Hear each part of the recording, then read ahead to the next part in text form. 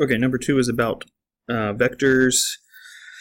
Part A, you have to find the components of each vector, and Part B asks you to find the sum of the two vectors. Since you already will have found the components in Part A, you might as well add the vectors together using the component addition method rather than the graphical method. It says vector 1 is 6.6 units long and points along the negative x-axis. So if you just draw a standard x-y axis, vector v1,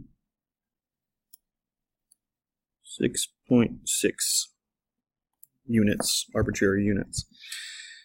Vector v2 is 8.5 units long and points at plus 45 degrees to the positive x-axis.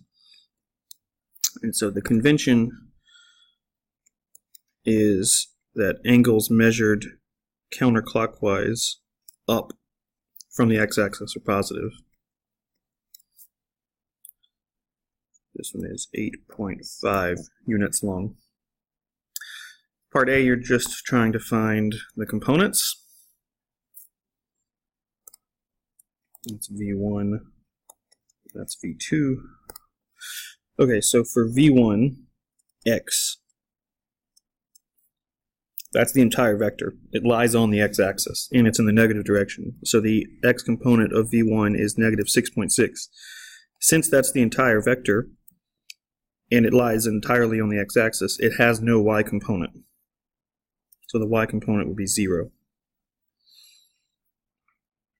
V2x over here. If you draw a vector triangle,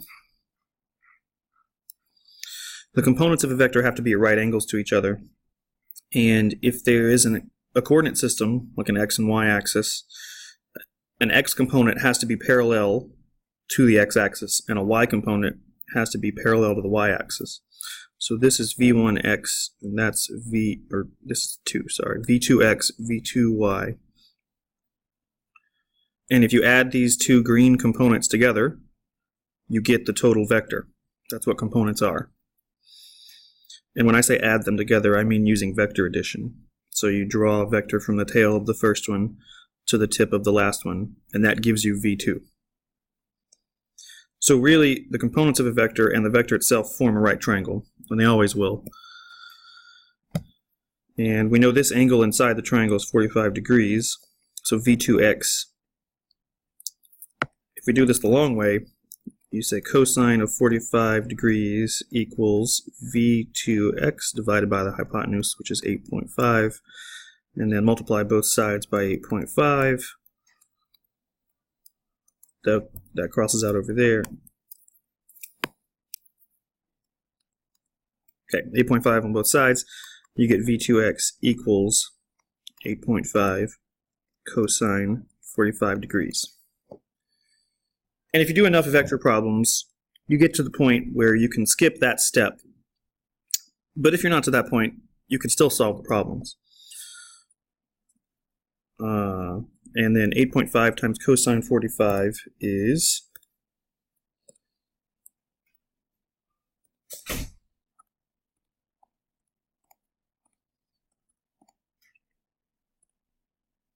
6.01. Make sure you are on degree mode.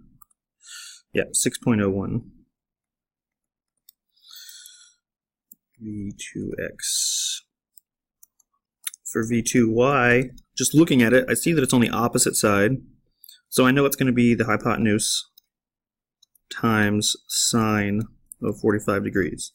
And the reason I know that is I'm sort of doing this first step in my head, where sine 45 equals v2y over 8.5.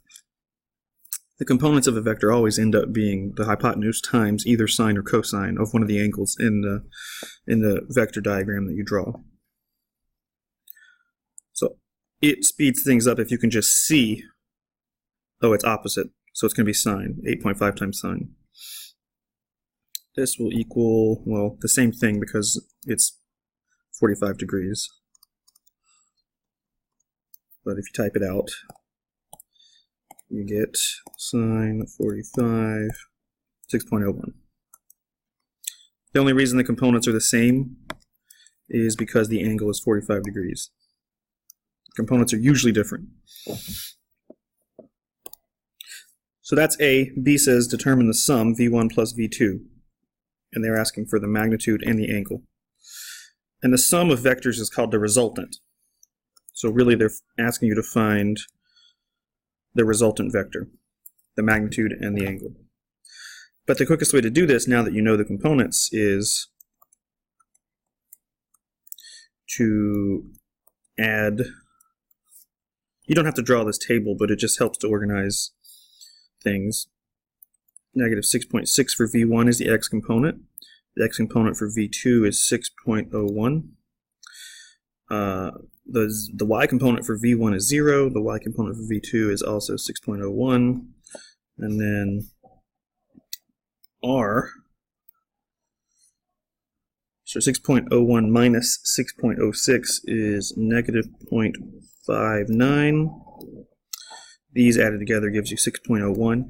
So R ends up being a vector that has this x component and this y component. So since you know the x component is going to be negative and kind of small, and you know the y component is going to be positive and bigger, you can sort of sketch the components tip to tail so that you can add them together by drawing the resultant from the tail of the first to the tip of the last.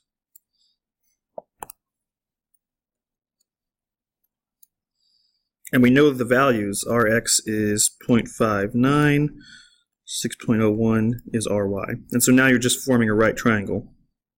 And you just have to solve this right triangle here.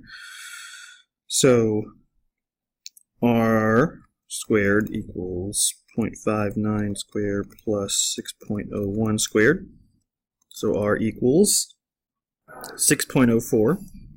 And then you just have to find an angle. I'm going to find that angle, which I know will be tan inverse of 6.01 divided by 0.59, which works out to be 84.4 degrees. And the last thing you have to do is just say how you're measuring the angle. So the vector is 6.04 units long at an angle.